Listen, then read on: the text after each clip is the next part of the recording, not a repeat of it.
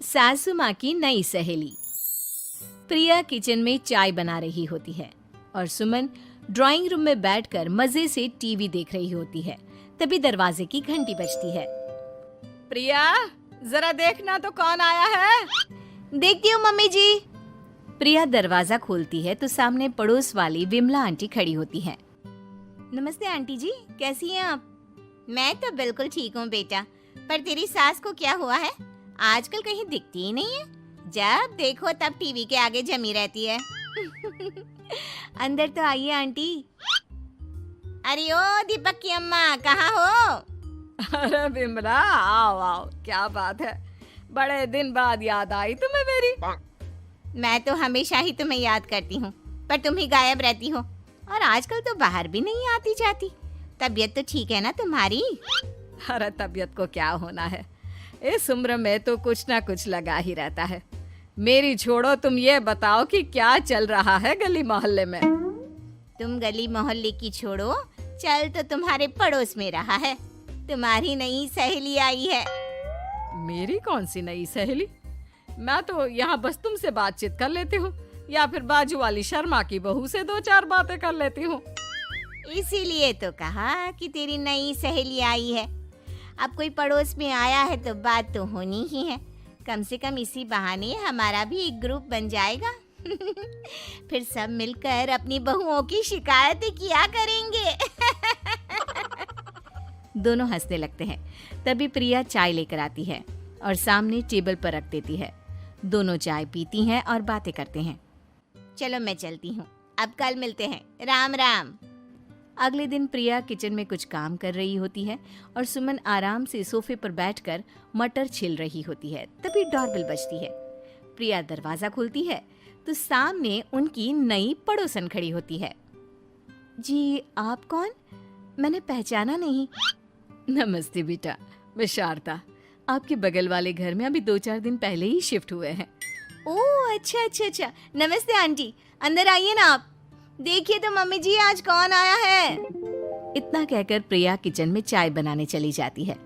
नई पड़ोसन को घर पे देखकर सुमन थोड़ा हैरान हो जाती है। नमस्ते बहन जी, मैं शारदा, आपकी नई पड़ोसन। अच्छा अच्छा, आप हैं हमारी नई पड़ोसन। आइए आइए, और बताइए कैसी हैं आप? जी बिल्कुल ठीक हूँ। वो दरअसल घर पर छोटी सी पूजा रखवाई थी, बस उसी का प्रसाद देने चली आई। सोचा इसी बहाने नए पड़ोसियों से भी मुलाकात हो जाएगी।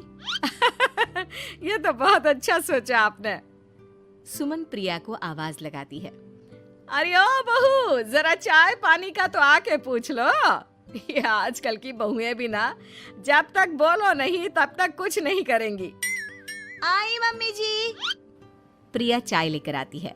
दोनों बैठकर चाय पीती हैं और खूब सारी बातें करती हैं। अच्छा बहन जी, अब मैं चलती हूँ, फिर मिलते हैं। अब तो आना जाना लगा ही रहेगा।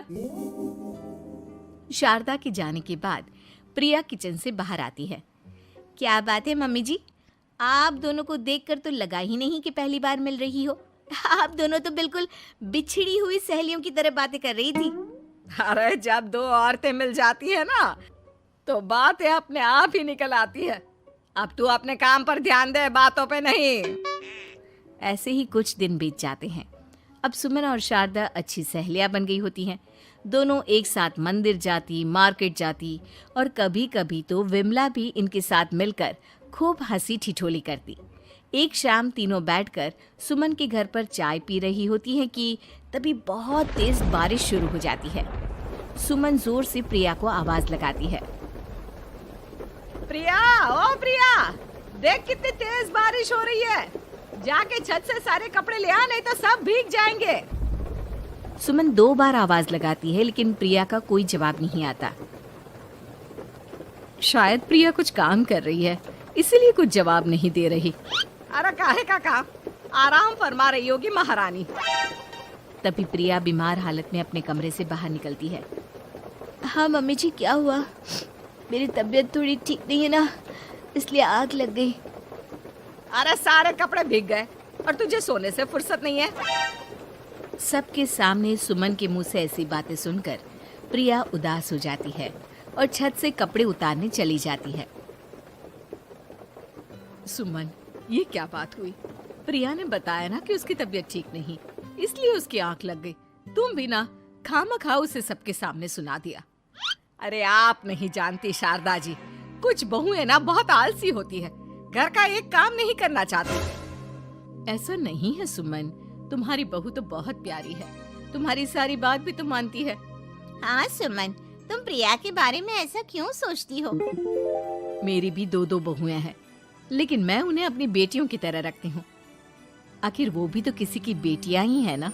और अगर तुम ऐसा ही व्यवहार करोगी तो एक दिन प्रिया भी तुम्हारे साथ ऐसा ही बर्ताव करेगी। शारदा और विमला की बातें सुनकर सुमन की तो बोलती बंद हो जाती है।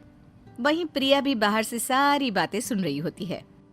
अरे मैं कोई उसकी दुश्मन थोड़ी ना हूँ, मैं भी उसकी माँ हूँ, लेकिन कभी कभी सास बनना पड़ता है, नहीं तो बहुएं हाथ से निकल जाती है। देखो सुमन, ये सब सोच का फर्क है। अगर तुम ये सोचोगी तो कभी प्रिया को अपनी बेटी नहीं बना पाओगी।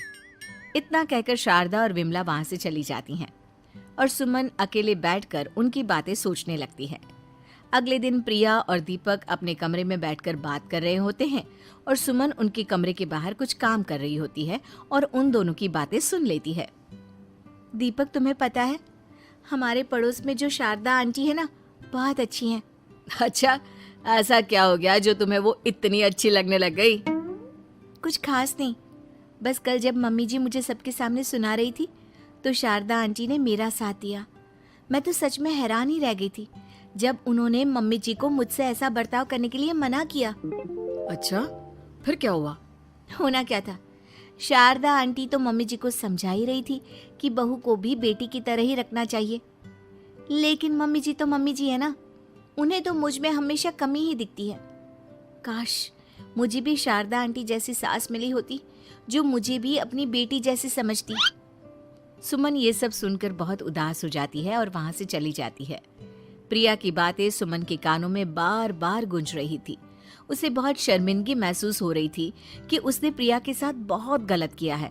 अगले दिन सुमन शारदा और विमला को बुलाती है। क्या बात है सुमन, आज तूने ऐसे अचानक क्यों बुलाया? सब ठीक तो है ना? हाँ हाँ, सब ठीक है, तुम दोनों बैठो तो सही।